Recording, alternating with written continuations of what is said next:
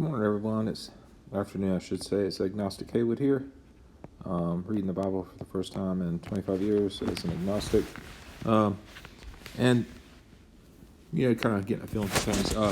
Started Leviticus, and I really went quickly through 1 through 7.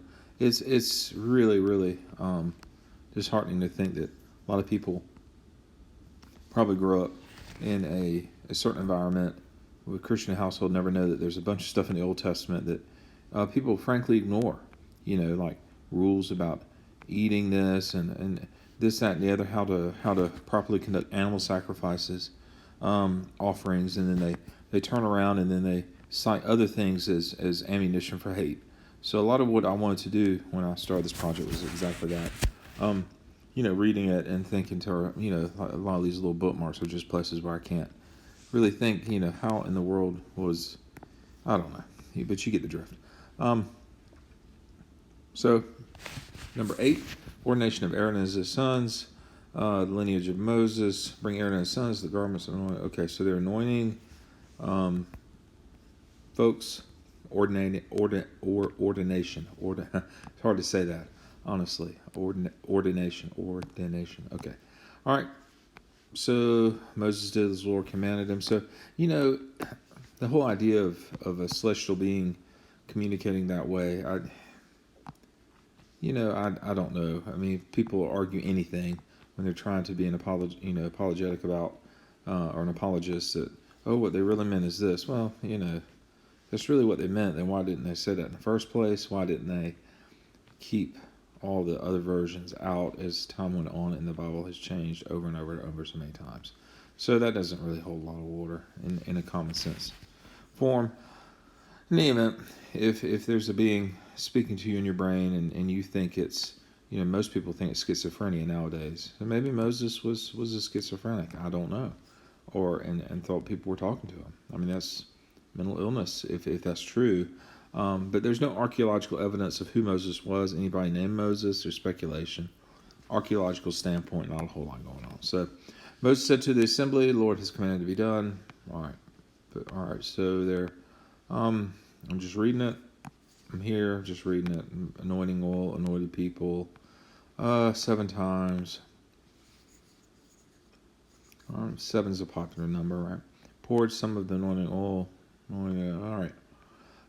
He presented the bull for the sin offering. So we go back to offerings and kidneys and fats. Disgusting. Okay, fine. Actually, if you eat an animal, you want to eat animal, all of it, whatever. It's up to you. Or not. Be a vegetarian, vegan, whatever. All right. He then presented the ram for the burnt offering. Okay, so, it's kind of, when you read it, a lot of people don't realize this is in here. And then they'll use a part of the Bible, it's Adam and Eve, not Adam and Steve, as ammunition for hatred when they don't even know the subject, or that there's a village nearby where other people were, or they ignore everything else, and then they assume something is true, which is glaringly not by any archaeological standpoint. So not only is it not true, they're using it as ammunition for hatred, which is disgusting, honestly. All right, so putting blood on people.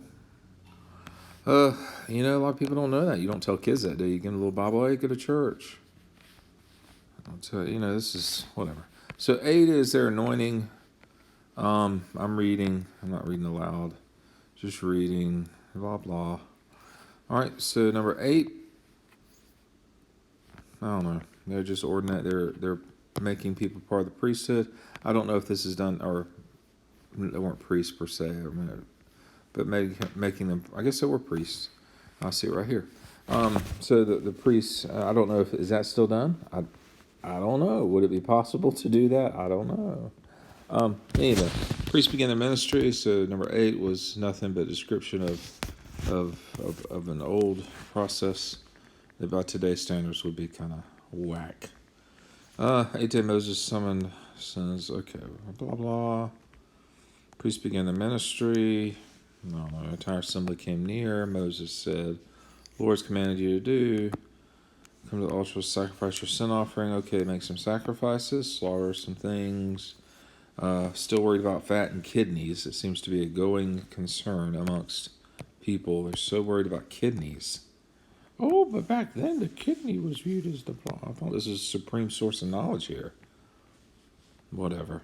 We're just writing down traditions, and that's a different type of book, not a holy one, right?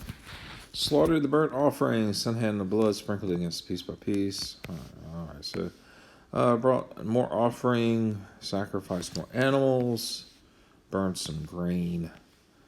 All right, slaughtered oxes, slaughtered rams, lifted his hands. Okay, so basically it reads a lot like a, like a Stephen King novel in some ways, right?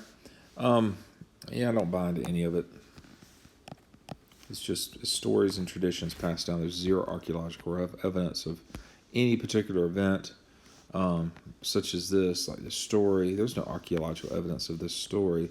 There may be archaeological evidence of animal sacrifices. I can buy that. There's already evidence of that in other cultures, but so honestly, no archaeological evidence of Moses,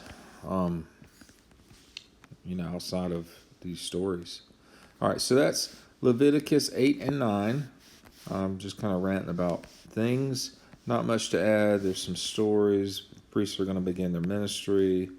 And then we'll start with Leviticus 10 at some future time. Y'all have a good day.